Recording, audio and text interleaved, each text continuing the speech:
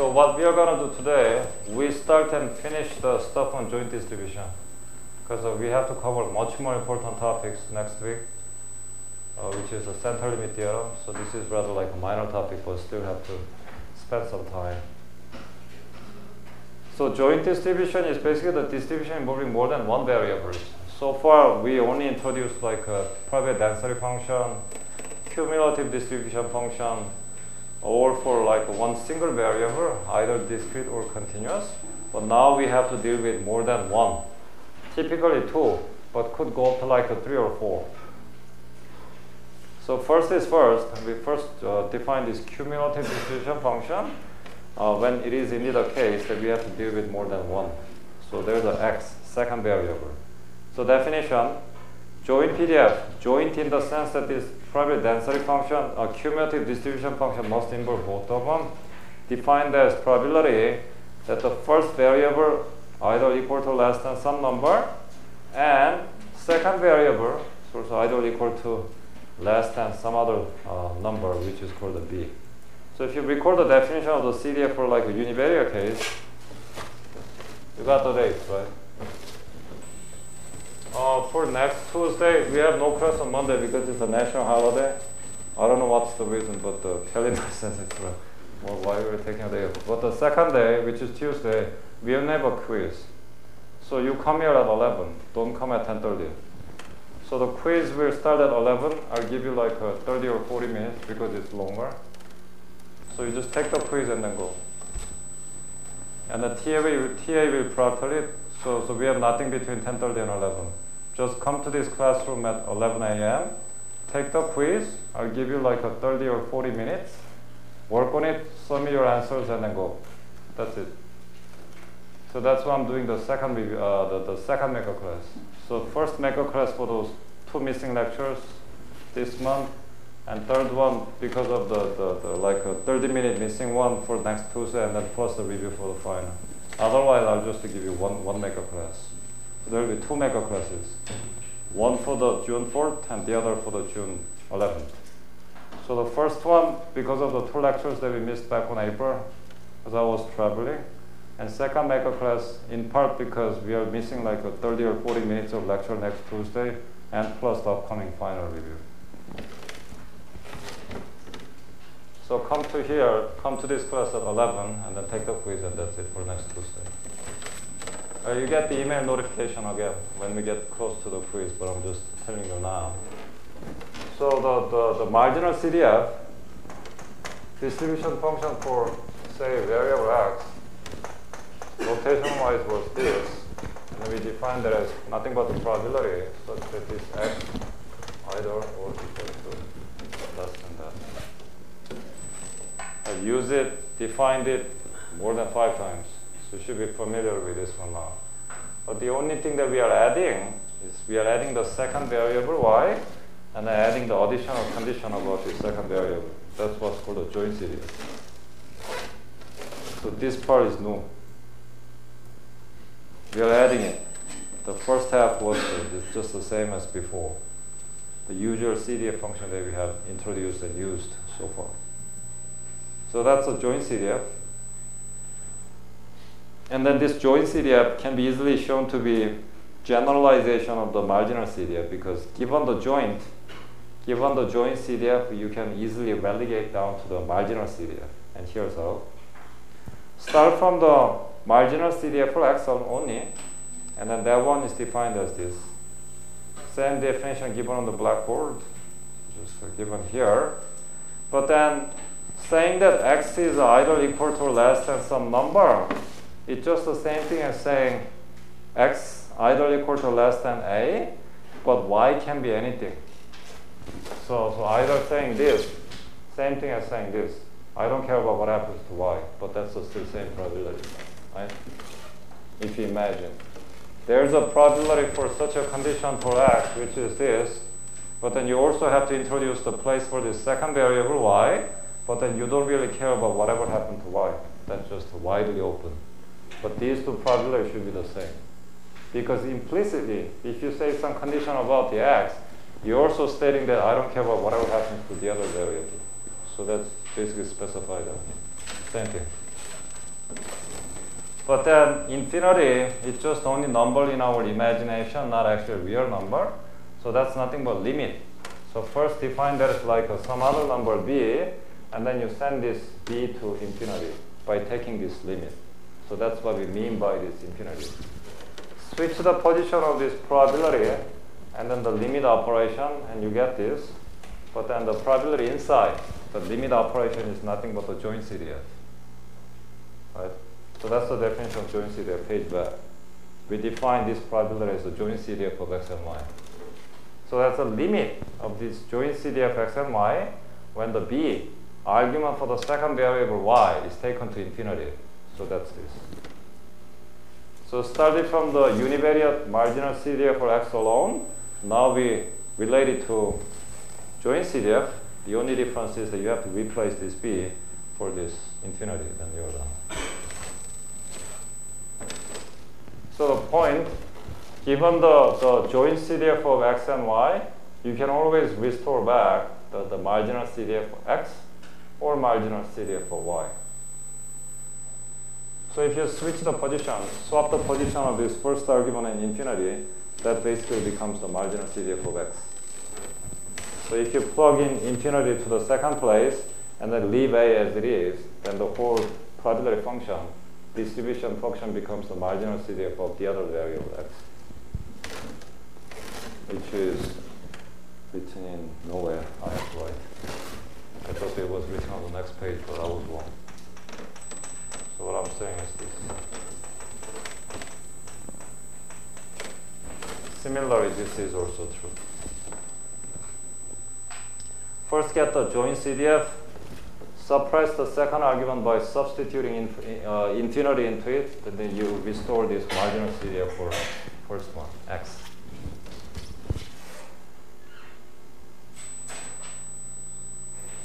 Right? So given the joint, you can freely move down to marginal, but from marginal to joint, that's difficult. Only under some strong conditions, like independence or something. So given the joint CDF, people might wonder what's the practical usage. Why do we bother? We bother to come up with this the joint CDF function because that can be used to figure out some probability, like probability like this one. So given more than one variable, x and y, you might be interested in figuring out certain probability involving both of them, like this one. So x could be like a GDP, per capita GDP for South Korean economy this year. Some people might want to figure out what's the chances that it's over like 30,000. Y could be like a per capita GDP of China or Japan. You also might be interested in putting that together. Now you have to figure them out jointly, together, not separate. And that's the place you need to involve this joint CDF. So how does it actually break out? First, write this joint probability in terms of complement. So there's an event inside this probability. Figuring out the probability for a specific event is the same thing as first figuring out the probability for its complement, negation of that, and then subtract the probability from one. So if that's too much, think of this. Probability of A, same thing as 1 minus P of A complement. Right? And then the A is all that stuff about x and y. And that's what this first equality is about. Probability of the stuff inside, take the complement of it, and then subtract the probability of that complement from 1, and you get the original probability.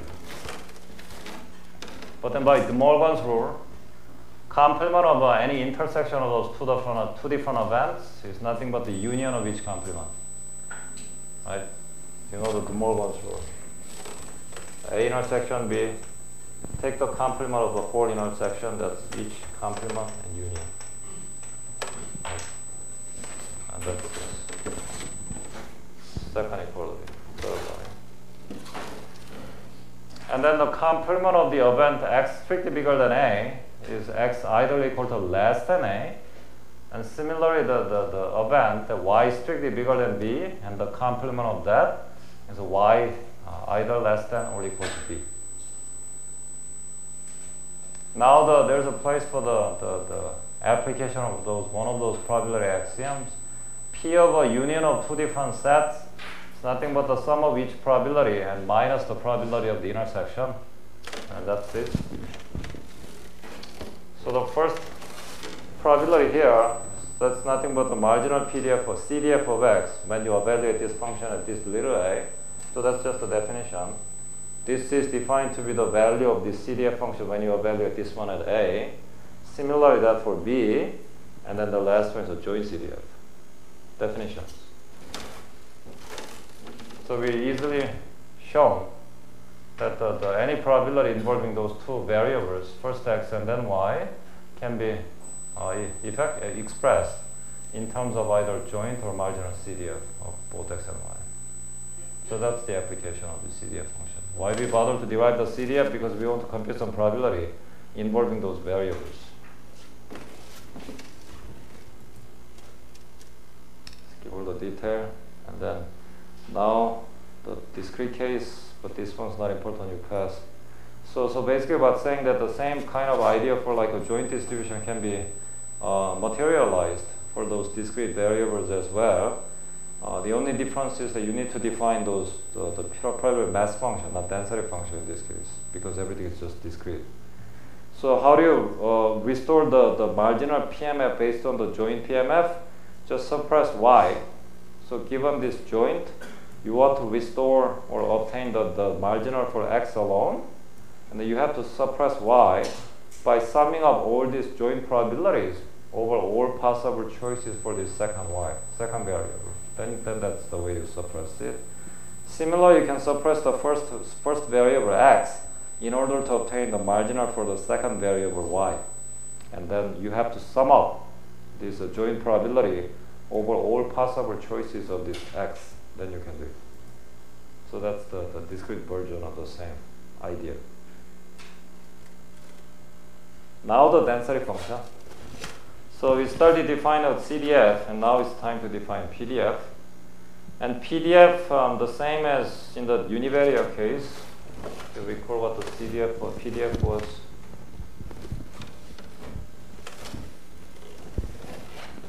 So PDF, so here we define the CDF. X was probability. X belongs to a certain set A. Same set, some function inside, and then you integrate. So that one was called a PDF. Right? Some event or set involving this variable x. If you want to compute the probability for that, you basically depend on this PDF function and integrate this one in terms of x. That's how you define the PDF in the continuous case. Same idea can be applied to the multivariate one, more than 1x. Now you introduce this joint PDF, and then this time you have to integrate twice. First in terms of x, and then in terms of y. Then you get the probability for this, both x and y form. And similarly, it can be written down as like each individual sets instead of those joint sets C. So if you follow this close analogy between what we defined and used under the univariate case, those extension to the multivariate case is rather straightforward. There's not much, new components or elements in it. It's just the same kind of things all over again.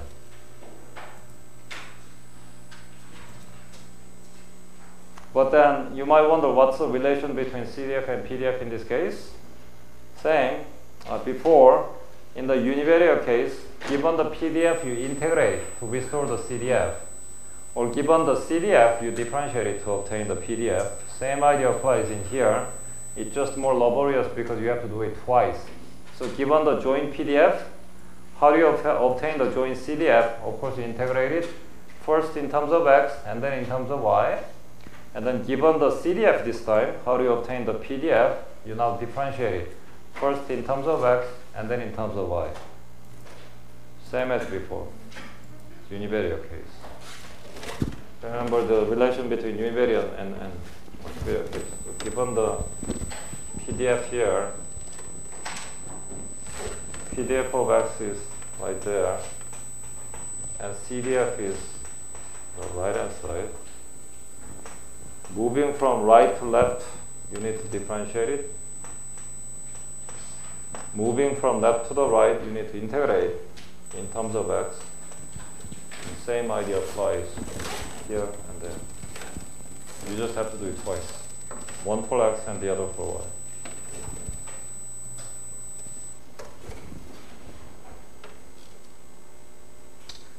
Don't worry about the technical detail. It won't be on the exam.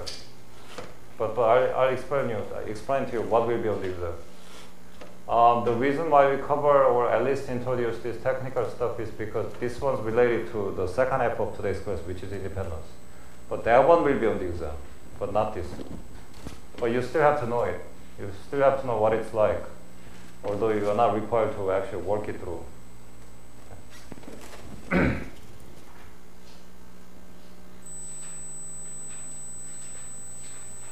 So similar to the relation between the joint and marginal CDF, given the joint PDF this time, you can also obtain the marginal PDF, and then here's how. So given the joint PDF this time, if you simply suppress the second variable y by integrating this one out, you go back to this marginal PDF of x. And similarly for y too.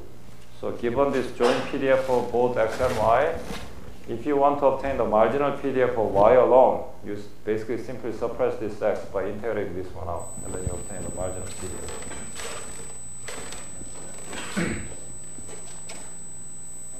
Here, first example. Doing examples will certainly make the picture clear. So like we said before, the main application of this either joint PDF or CDF is computing certain probabilities involving all of those random variables together. Some of those examples are here. So given x and y, you want to put these two things together and figure out the probability for these three different occasions. First, x must be bigger than 1, but then, and at the same time, y, the second variable, must be the opposite, less than 1. And you want to figure out the probability for both, given this joint PDF function.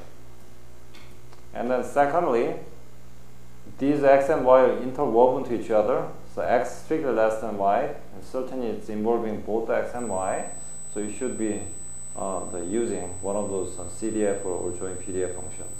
And last, although what's given is the joint PDF, you're only interested in what's going to happen to this first variable x, and then want to figure out what are the chances that x is going to be strictly less than little a. But no mentioning of the second variable y, which also can be handled under this joint PDF or joint CDF. So the first one,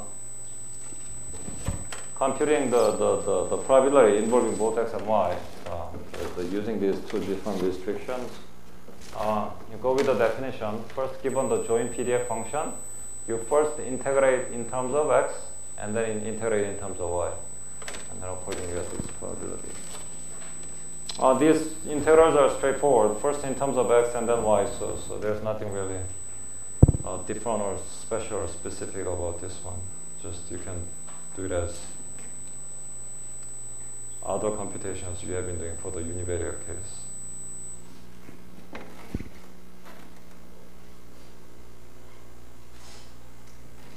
The only thing that's worth mentioning is, so the order of integration is first inside and then outside. You first have to do inner integration first and then move it to the outside. When you do the integration in terms of first one x, anything in terms of y is basically constant. So you see that there's a second factor that only depends on this y, but your main variable for this integral is x. So this one can be treated as like a constant time, so you can bring it out. So that's why I can put it outside. Well, of course that's a variable, but in terms of x, that's constant. So you can treat that as if it's just a constant.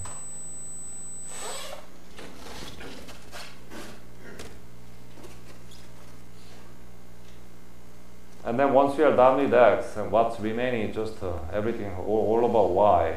So there's really nothing new. Same kind of univariate calculus that you have been doing so far. Second one, this one's tricky.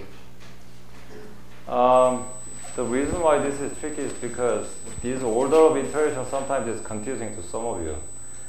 So this one is not separated in the sense that x and something's happening to x and such, some other thing happens y. So if you say restrictions like x bigger than 1 and then y is less than 1, in some sense, although you are putting these two restrictions together, they are separate.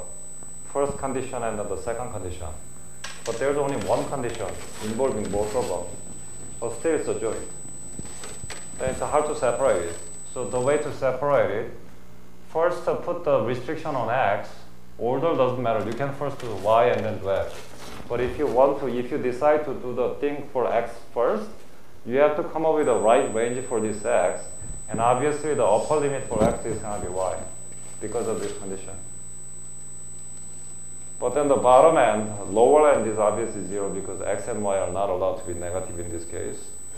But then once you're done with this, the restriction for x, and then that's for y, but then for y it's wide open, anything between 0 and infinity. But sometimes, not all the time, some people switch the order of this integral. Do the integral in terms of x first, in terms of y first, and then do it for x. Then there's a trouble. Because of the following.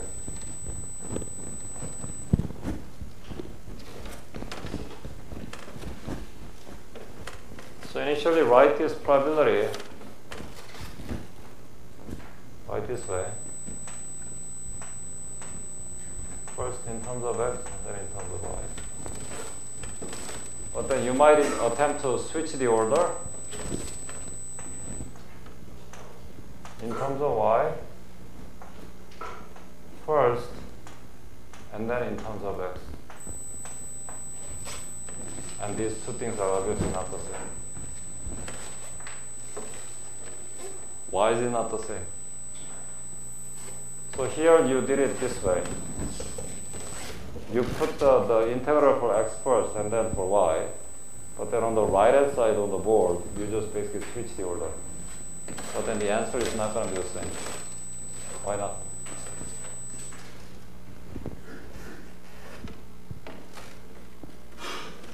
How come the equality breaks down? Looks like the same, but actually they are not the same.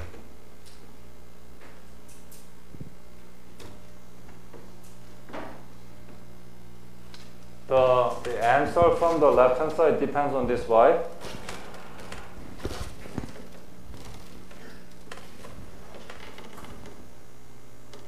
Does it? If you finalize the answer for this left hand side, does your answer depend on this little y?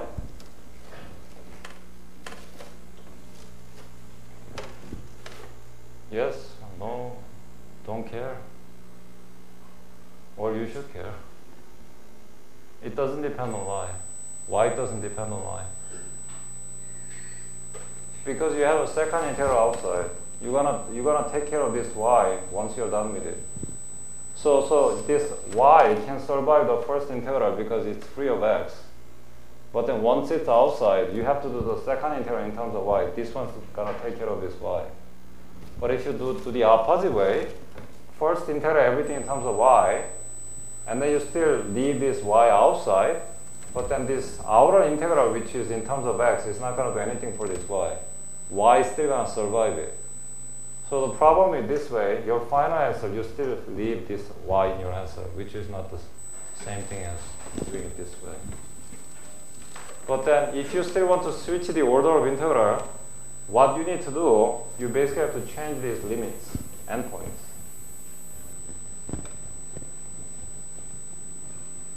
So the switching integral itself is okay, but then once you switch the order, you have to switch those top and bottom values as well.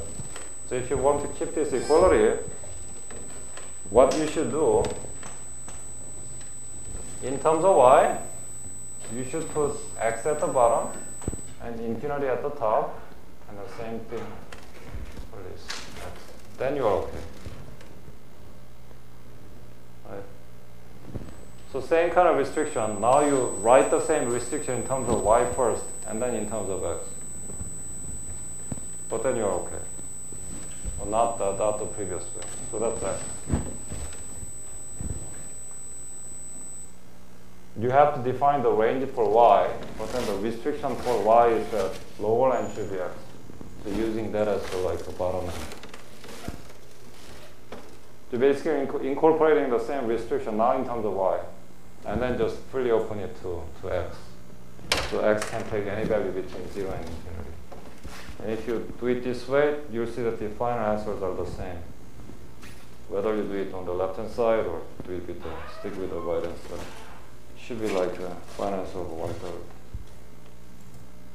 That's the only catch. If those two variables are like interwoven into each other, it's just hard to separate it. So you have to be extra careful about what should be the right top value and then bottom end. Other than that, it's just computation-wise, it's just straightforward, nothing more. Last one, marginal. Although we introduced both of them, x and y, this event only involves the first variable x, and then asks us to figure out what's the probability. Still, we get to use the joint, but then you just disregard the second variable y. So the correct range for y is anything between 0 and infinity, and of course the x should be bounded by a. In this case, switching the order doesn't matter. So if you just literally switch the order of integrals, that's still okay, because it's 3 of x and 3 of y.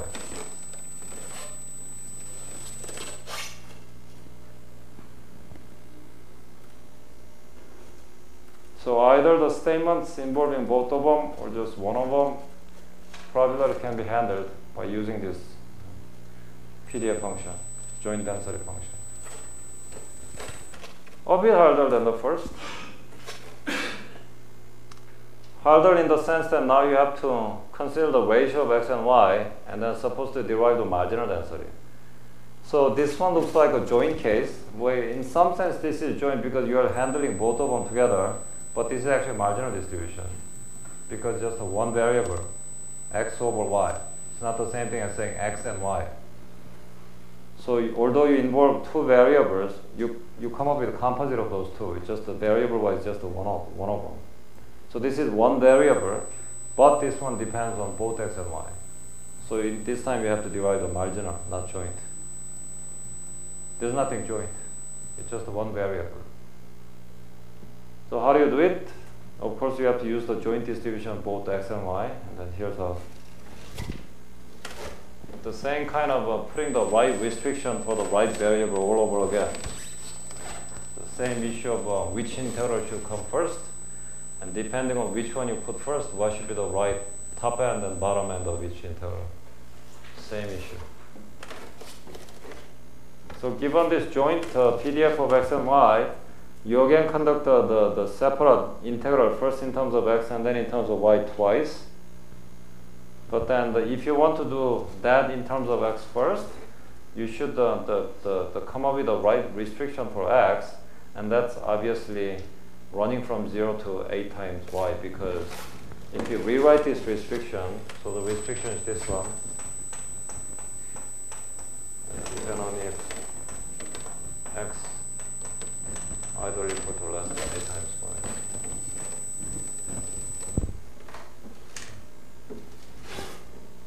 And this upper restriction is used as the top value for this inner integral.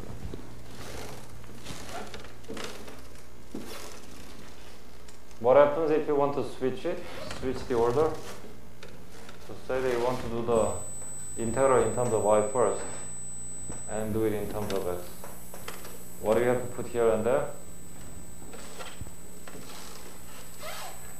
So here you did the x first and then did y. So these should be the right range for each. But then if you want to switch the order, do that for y first and then do that for x. What are the restrictions that you have to put here and there?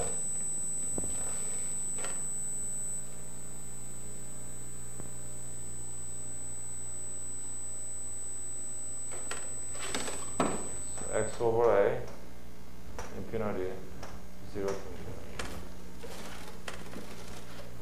So this should be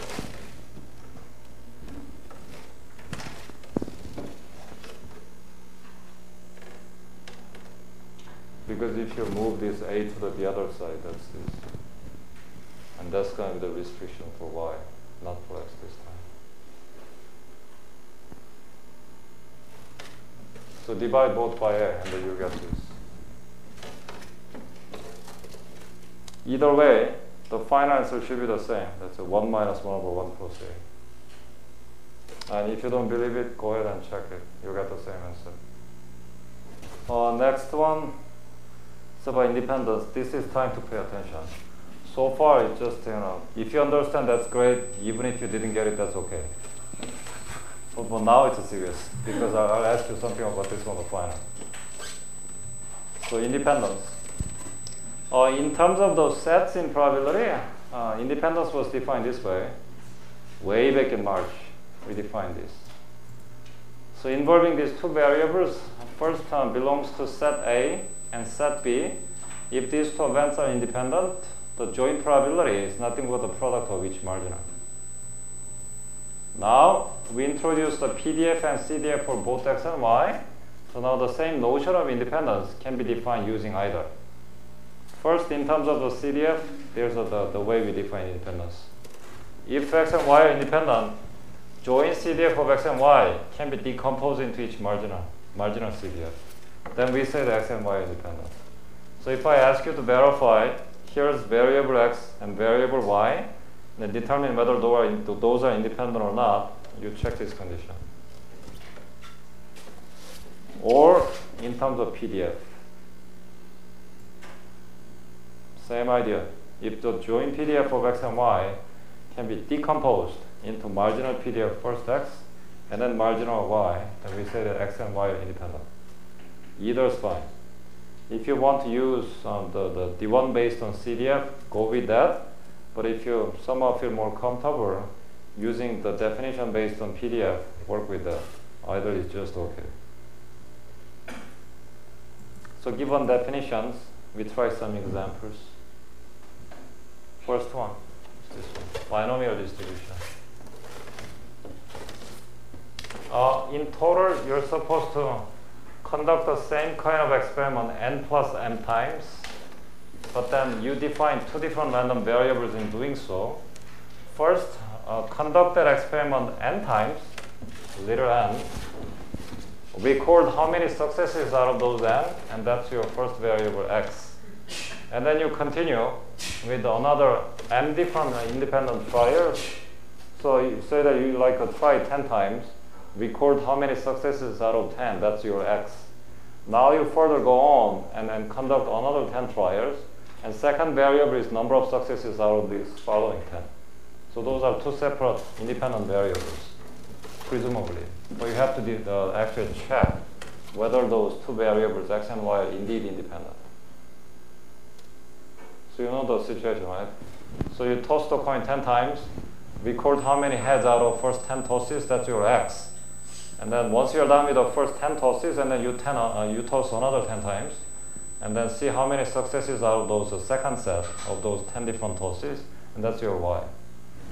Arguably, easy to show that there's an independence between x and y, so you have to formalize your argument by using those definitions. How can you verify number of successes, heads, out of the first n trials, presumably independent of those number of heads from those next n trials, y? And then here's how. So start with the joint PMF this time because it's a binomial, discrete one. And then you decompose it to each factor, and each of which represent the marginal PMF, first for x and then for y. So clearly, the chances of having first x successes out of n trials is this one, binomial. And then you back it up with the second case. You just continue with the m other random and independent trials, and number of successes out of those later m trials is n, so that's second half. But then there's an easy decomposition of this joint probability such that the first half of it represents the PMF function for the first x, and then the rest of them is just nothing but the marginal PMF for the second y. So there's independence by definition.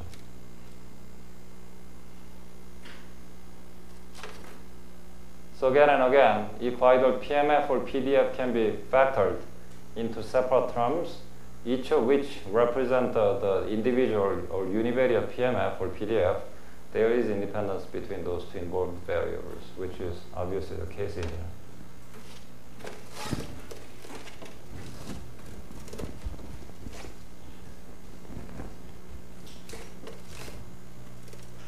Right? And more examples follow.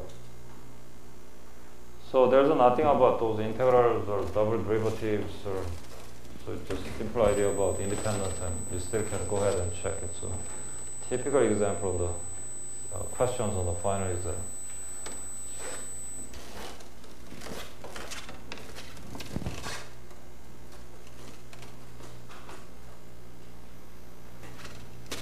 All right.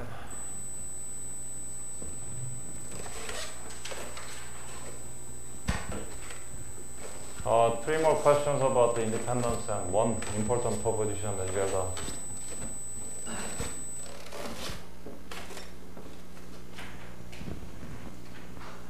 But again, if your only concern is passing this class with good grades, if you understand the first half of it, like deriving the CDF and PDF and everything, that's fine. But then your real concern should be on the second half, checking out those independence conditions. So next example is this. This one's interesting.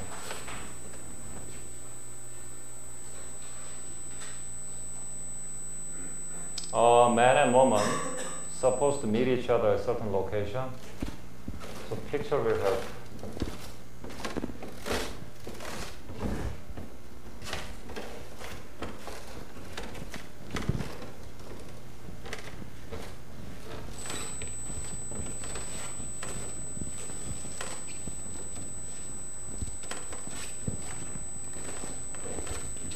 So here's time.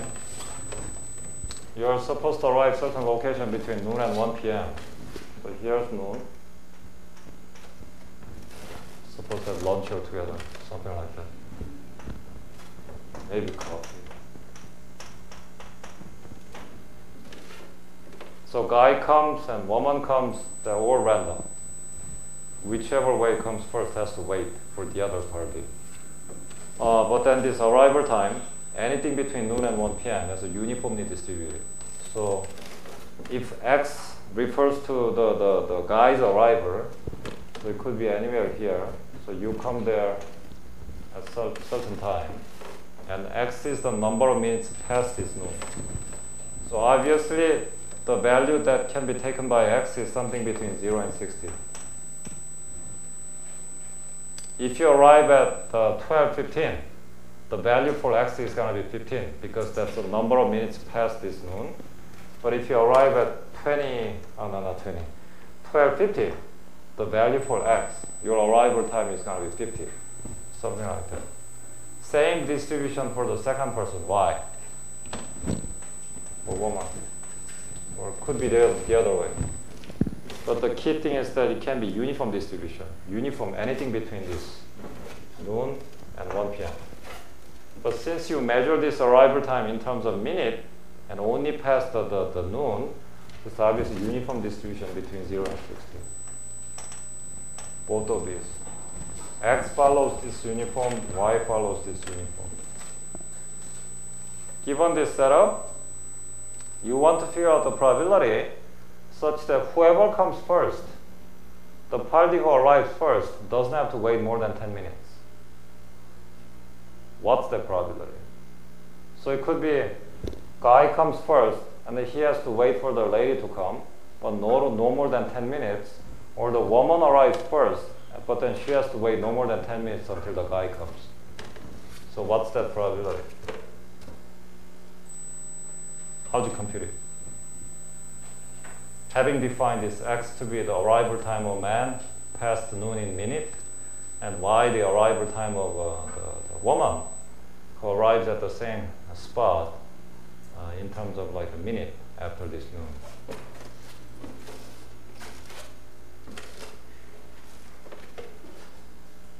How do you set this one up? So obviously one case is this. Case number one.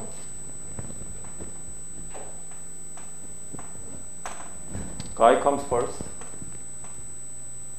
He has to wait 10 minutes, but then lady comes, but then this one has to be bigger than this.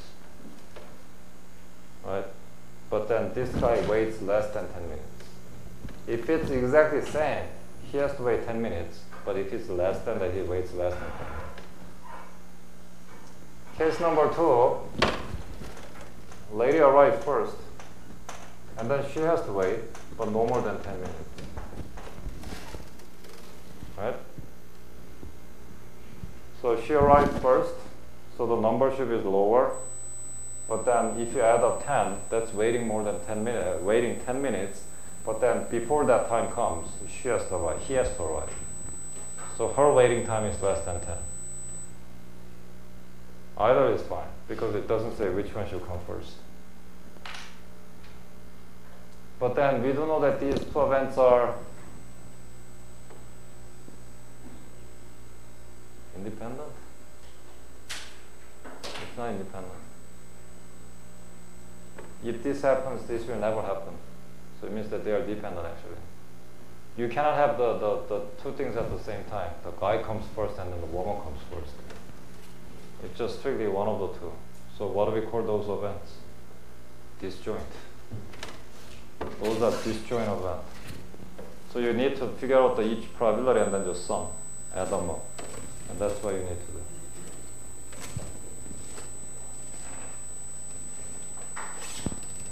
So figure out the probability for each case and then add them up, and that's going to be your answer.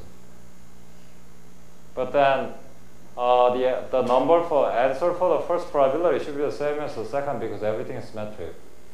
X and Y follow the same distribution with presumable independence between the two.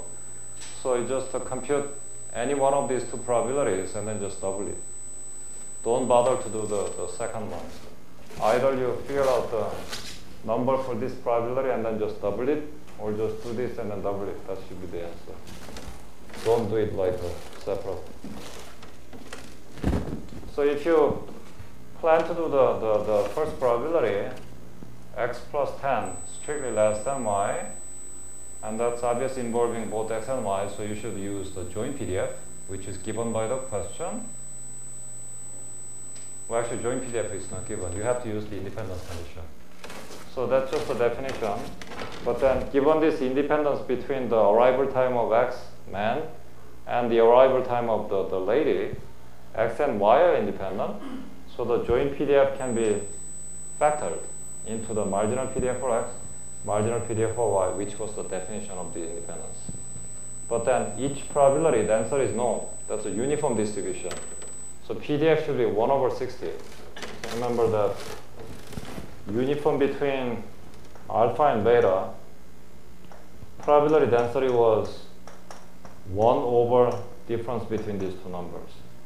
But then having 60 as beta and 0 as alpha, beta minus alpha is 60, so the marginal density for the uniform is 1 over 60 in this case. That's why we get this numerical value. That's the marginal PDF of uniform between 0 and 60. You have two of those, because both x and y follow uniform between 0 and 60. And once you're done with it, the rest of it is just quite straightforward.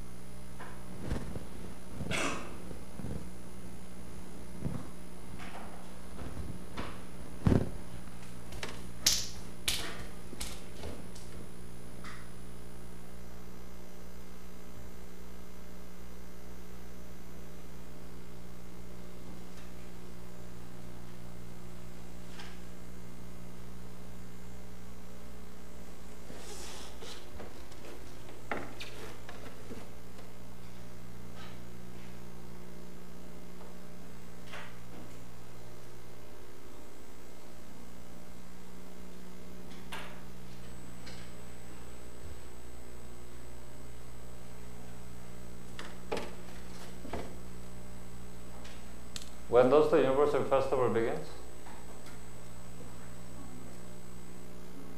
Or is it Wednesday? Don't drink too much. But I can give you some tip. If you want to, you know what a hangover is? You ever heard of this term, hangover? I'm not supposed to say this in lecture, but what's hangover? Hangover is the terrible condition you have the following morning, like a headache, fever, nausea, vomiting, all that stuff because of heavy drinking is called a hangover. There are two ways that you can do to deal with this hangover.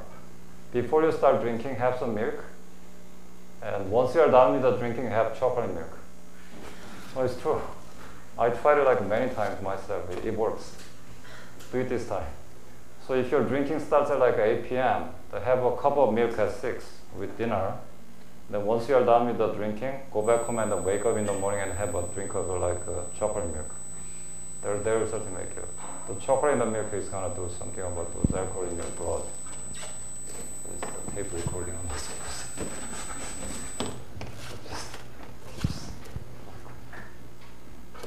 So it's a very important proposition. You are here today because of this one proposition, nothing more. And something like this will be put on the final. I'm telling you this now. I'll tell you this again during the review, but just in advance. Proposition number 1 is very important in terms of independence between or among multiple variables. So check on your understanding of this statement. Will be on the final. So what it says is actually very simple. Given the joint PDF of x and y, if you can somehow decompose it, break it into two parts, first one only involving x, second function only involving y, then you automatically know that there's independence between x and y. Sounds familiar? You've seen something like that one before.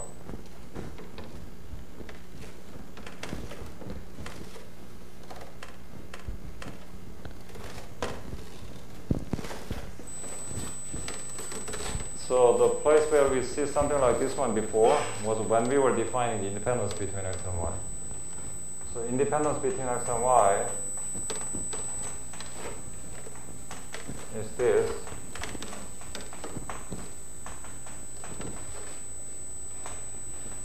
But then what the proposition is saying is the following.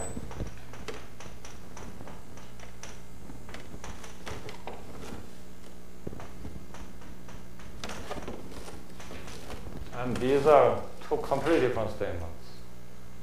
Definition says that you still can break it into two parts, but each part must be the marginal PDF.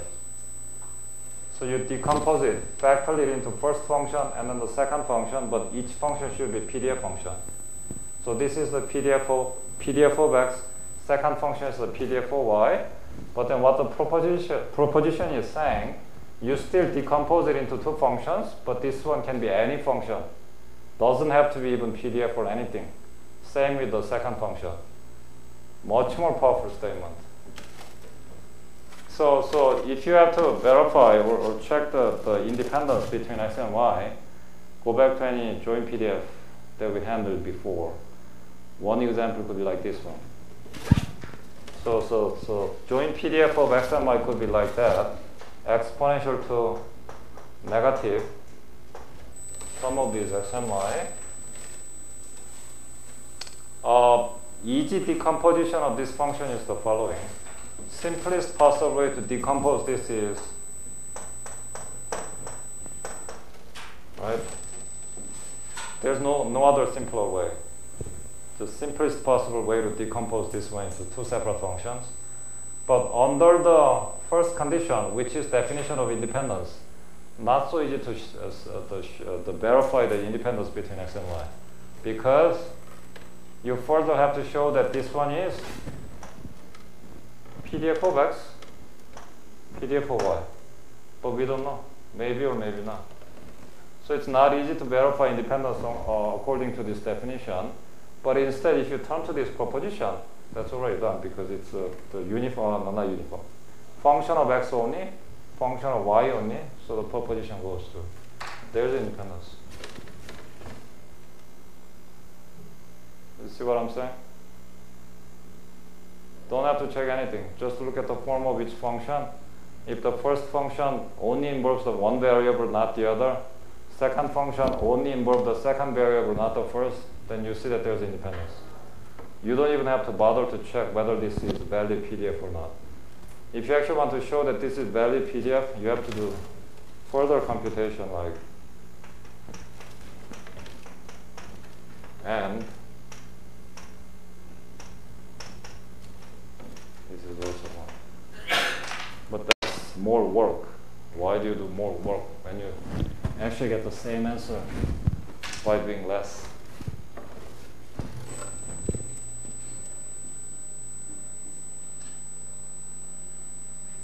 Okay. So keep this proposition in mind. It will save your life on many occasions.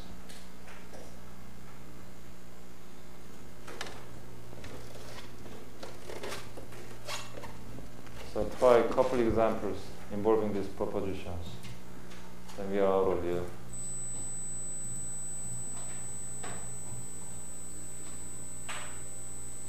First, this one. Join PDF is given as 6 times e to the negative 2x and second exponential to negative 3y, and both x and y supposed to be positive and no value outside 0, and determine whether x and y are independent or not, only using this join PDF.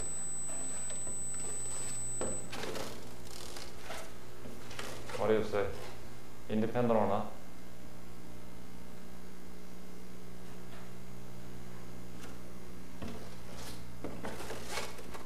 Who think it's independent?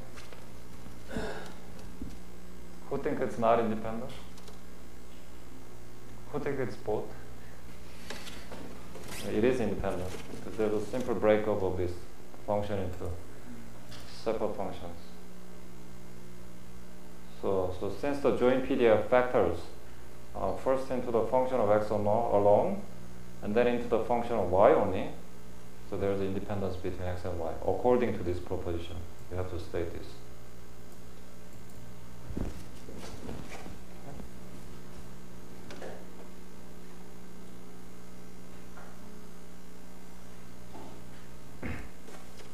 Again, there's no class next Monday because it's national holiday. I don't know why it's holiday, but it is holiday. Tuesday, we have a quiz, but just a quiz. So no lecture, but since there will be 2 questions, I'll give you 30 minutes. The next quiz is twice as long as the previous 3. So point-wise, that's 8 points. It's non-trivial at all. So previous quizzes, you only could gain up to like 4 points. But upcoming quiz next Tuesday, it's worth as 8 points because there will be 2 questions.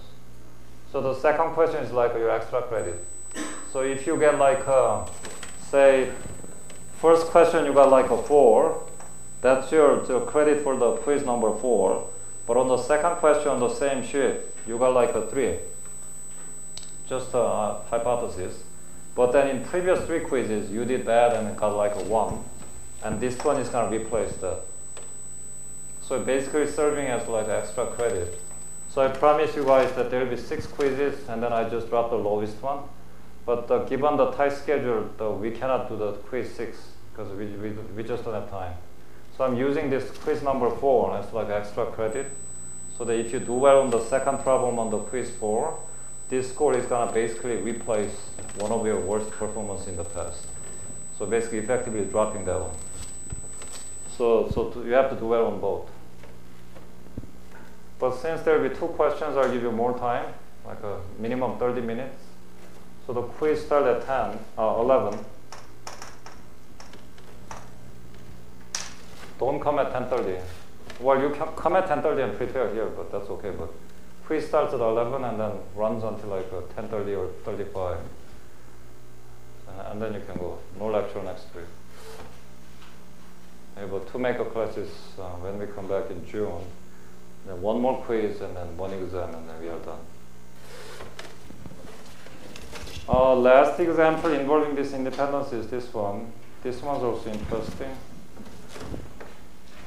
We know that x, y, and z, now there's a third random variable z, not just 2, but this time 3 of them.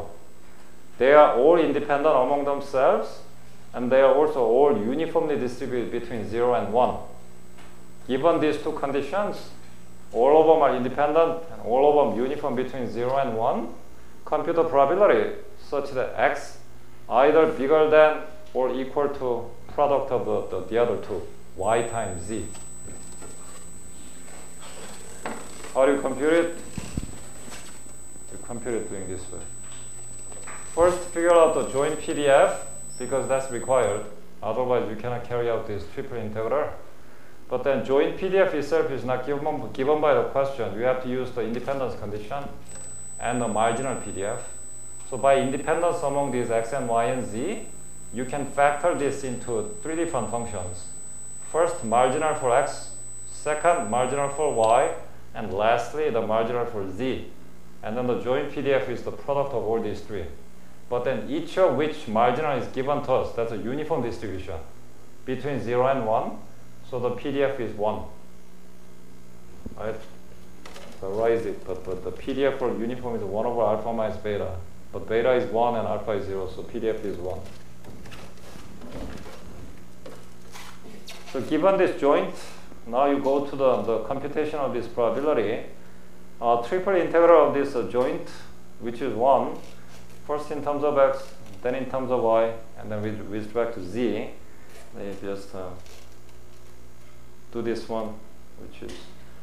So the only thing that you have to pay a bit careful about is coming up with the right range for this first x. So you have to incorporate this restriction into this integral. So x should be running from this bottom end, y times z, all the way to 1 because it's uniform between 0 and 1. Once you use this restriction for this first integral, rest of them is just all open. Anything between 0 and 1.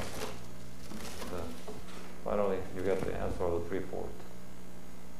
So the two questions on the next quiz, one of them will be almost the same as the one of the questions on your new problem set, problems on number 4. Second one will be a little bit more stretched out, a bit more applied, but still you can handle it if you completely understand all those 5 questions. So do those 5 questions, and the solutions will be provided probably tomorrow, so that you can work over it this weekend, and then just come back and do well. But there will be certainly one question about this independence on the final. One of the short questions, like a 5 points or something. Last year I used something like this one. So I gave you like some joint distribution, joint density function, and asked you to determine whether they are independent or not.